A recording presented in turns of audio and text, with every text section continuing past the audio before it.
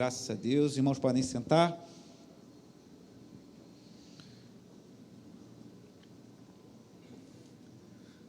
Tá ok, Diácono Alain? Podemos começar? Eu não vou pedir que você abra a Bíblia, não vai ser uma pregação, vai ser um esquema de palestra mais breve, em que eu vou expor o conteúdo desse primeiro capítulo do livro Homens Fortes, desse autor, John Crotts, esse livrinho que eu estou falando com vocês. Diz quando estiver ok para... Já está gravando? Ok, irmãos. Então, pedir ajuda do Vitor. Se quiser apagar aqui, não sei o que é melhor.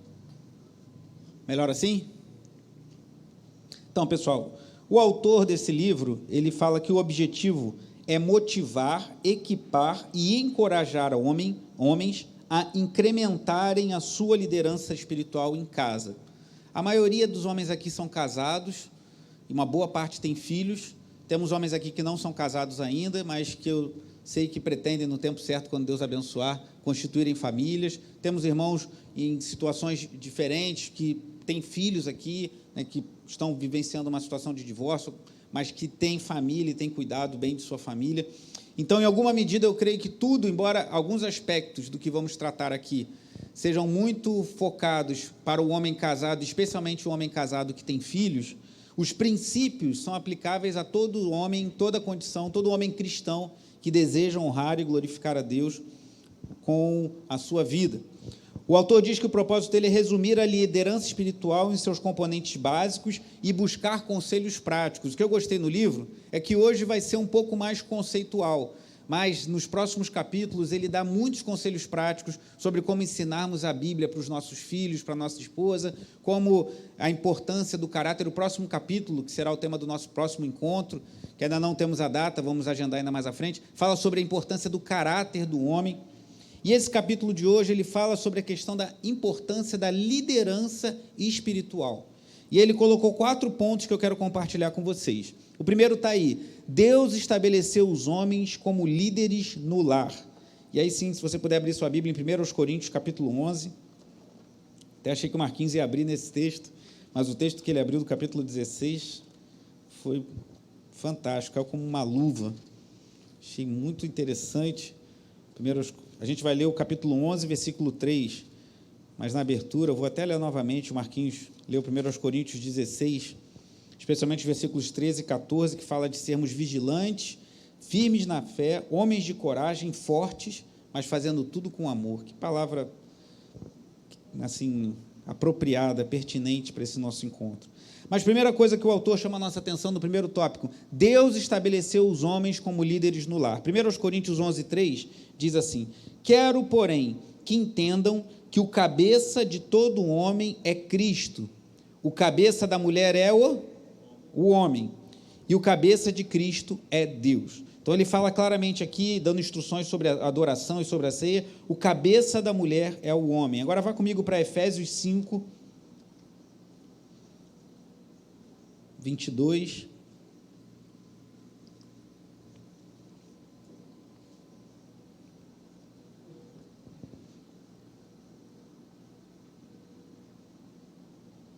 e 23, por enquanto. Efésios 5, 22 e 23.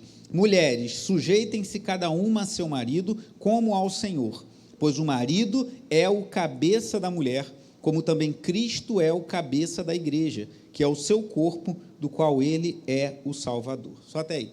Então, o que ele chama a atenção aqui no livro é que Deus não fala assim: maridos, sejam o cabeça da sua mulher, maridos, exerçam a liderança no seu lar. Mas Deus aqui, o apóstolo Paulo, inspirado pelo Espírito Santo, ele nos mostra que Deus nos estabeleceu, hoje eu posso falar, né, só temos homens aqui, Deus nos estabeleceu, nós homens, como cabeças do lar. Então a questão não é se você deve se esforçar para ser líder do seu lar, se você deve tomar essa consciência e assumir a liderança, se você deve trabalhar para começar a liderar o seu lar. A questão é que nós fomos estabelecidos por Deus como cabeça das nossas esposas. Então todo homem casado, especialmente aquele casado com filhos, mas mesmo que não tenha filhos, ele é o líder do seu lar, ele é o cabeça. A questão não é se nós somos líderes ou se não somos líderes. A questão é se nós somos bons líderes ou se somos maus líderes. Parece um detalhe, mas isso faz toda a diferença, irmãos. Porque se a questão fosse termos liderança ou não, a gente ia pensar, então vamos passar a ser líderes, vamos trabalhar para ser líderes da nossa família. Não, nós já somos líderes.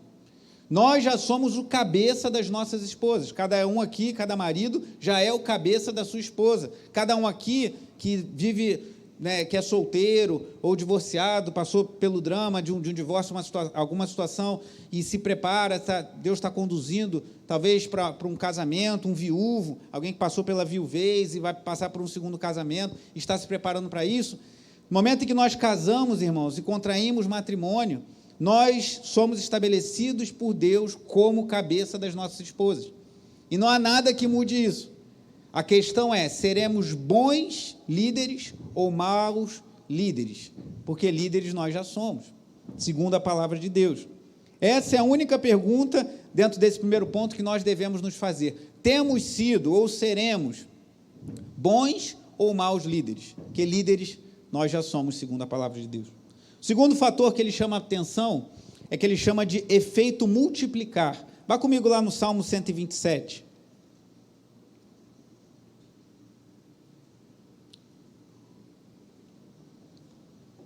Salmo 127, apenas o versículo 3. Do 3 ao 5.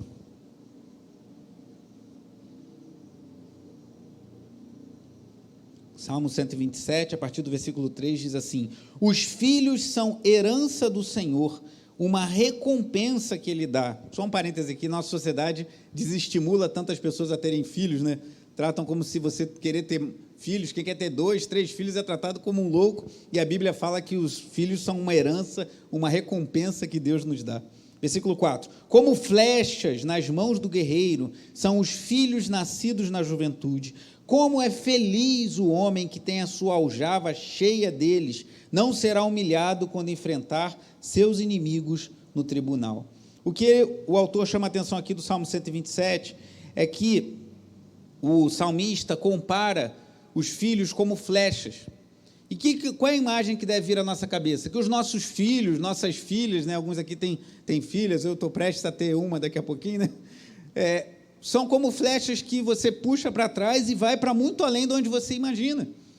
Tem pessoas aqui que não podiam imaginar que os filhos já estariam trabalhando ou estariam na profissão que estão hoje, alguns estão em outra cidade, em outro estado, talvez até em outro país. Então, nossos filhos vão ir muito além do que nós podemos imaginar. Nós oramos a Deus que abençoe os seus caminhos, mas eles são como flechas. Você lança e Deus vai direcionar e vai para onde Deus direcionar, e nós oramos que seja uma boa direção.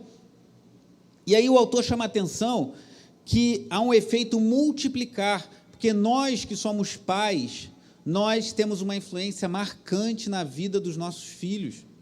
Mesmo que seu filho seja pequeno como meu Daniel, com 3 anos e 7 meses, ou Lucas, filho do diácono Ibson, mesmo que seja um bebezinho até menor, como a Raquel daqui a pouco vai estar entre nós, minha filhinha daqui a 2 meses, aí, no máximo estará conosco, mas nós como homens temos esse efeito multiplicar, nós temos um efeito, a nossa vida é um exemplo, é um modelo tremendo na vida dos nossos filhos.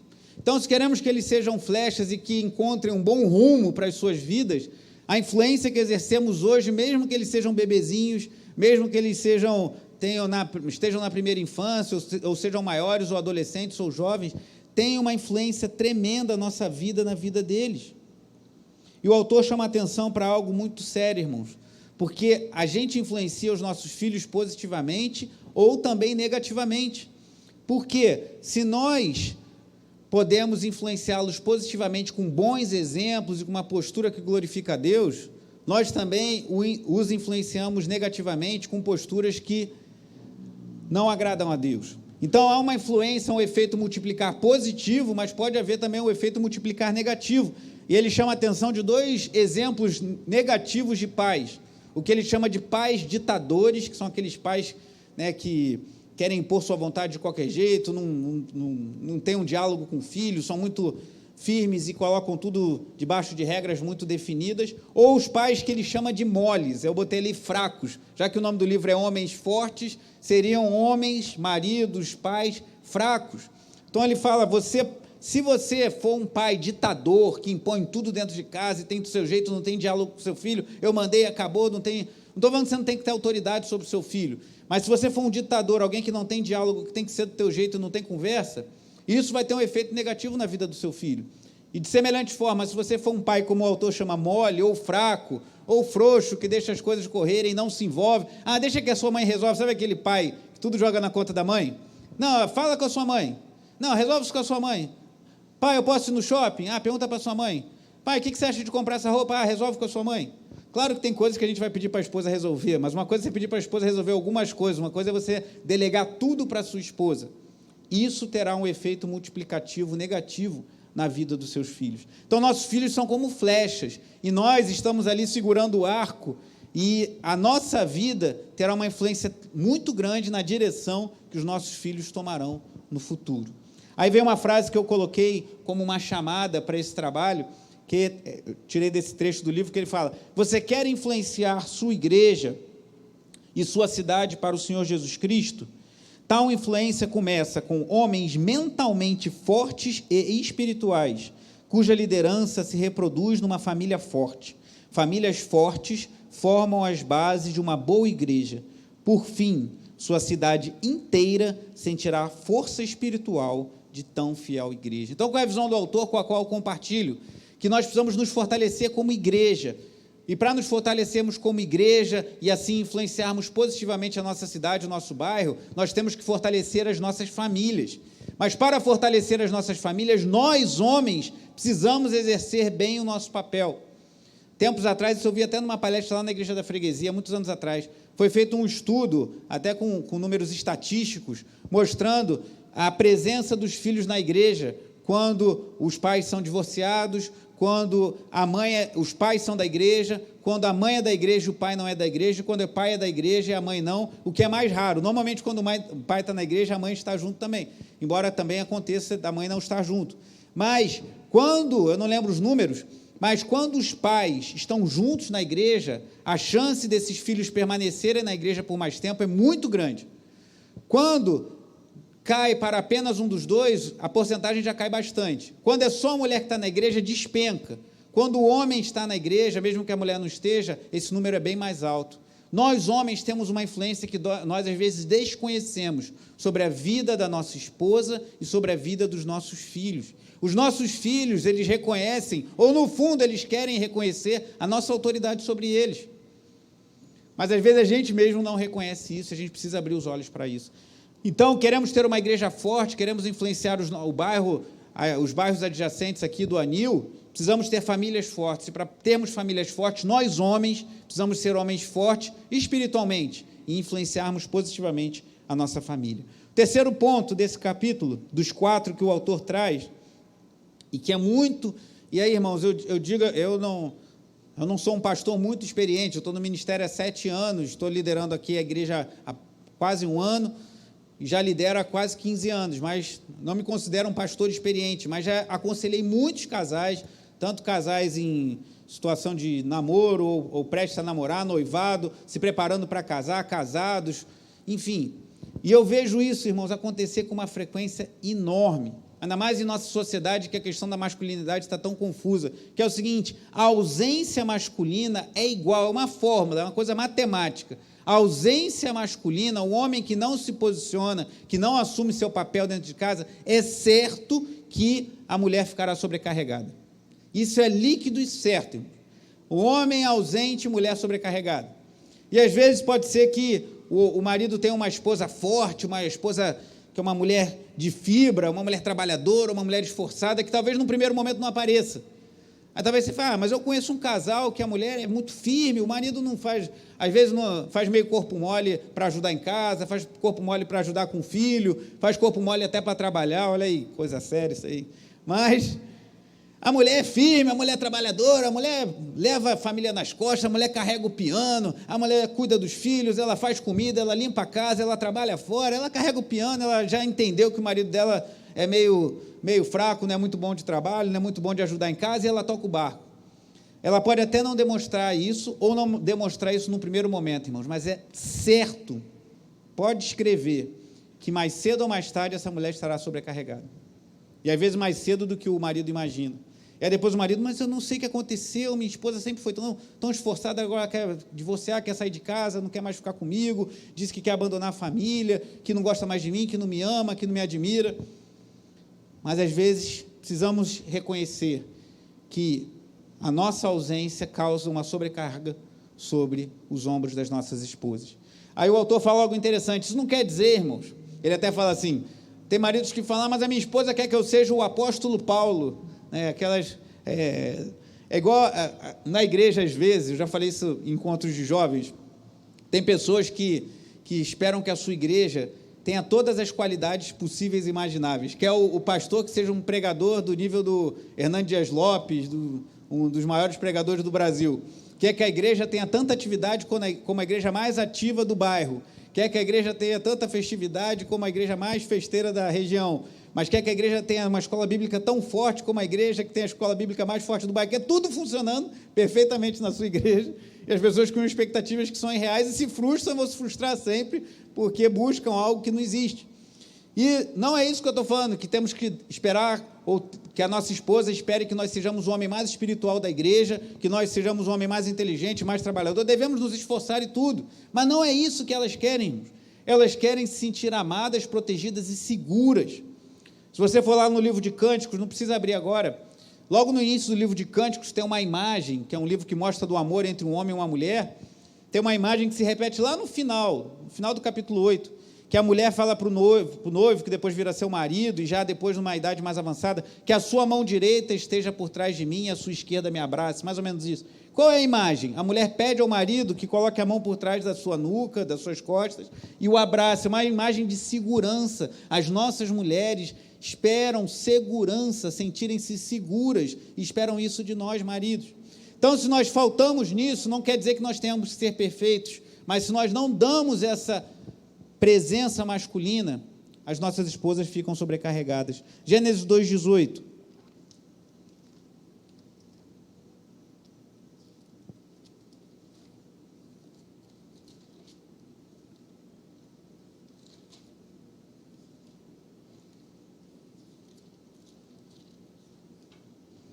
Diz assim a palavra do Senhor.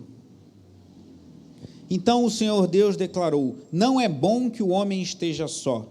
Farei para ele alguém que o auxilie e lhe corresponda, que é a mulher. Então, outra versão fala de uma mulher idônea, uma auxiliadora idônea.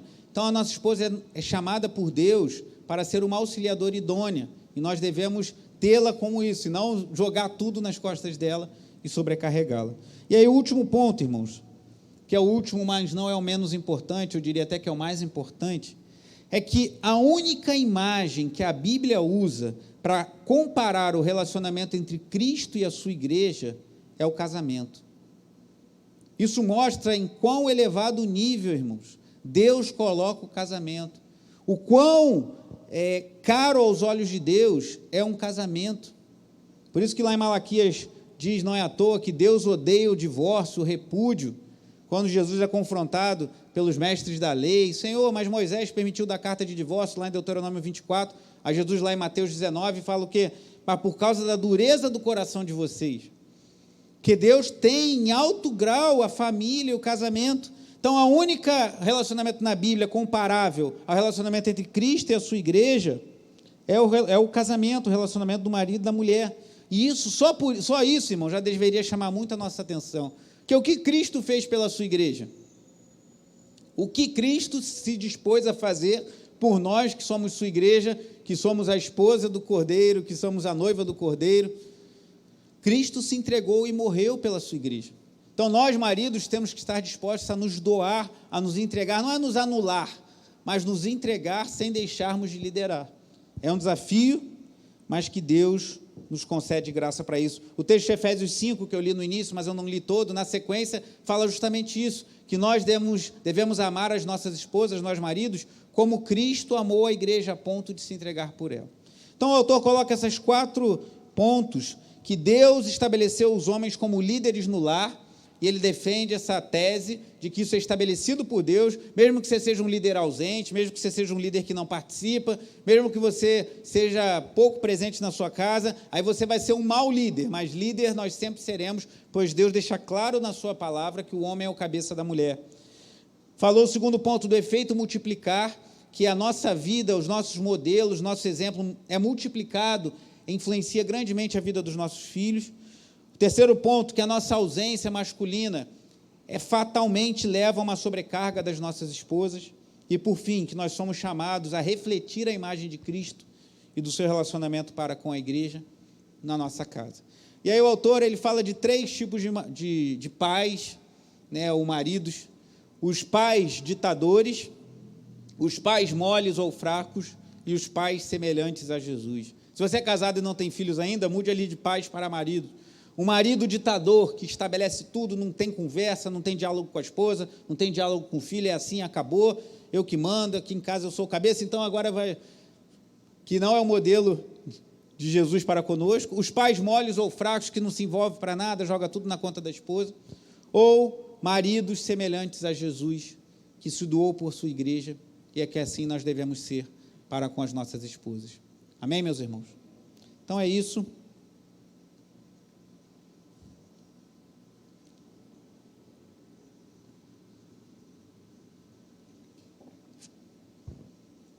Como eu falei, não é uma pregação, Ele até fala algo aqui importante. Interrompeu, Ela?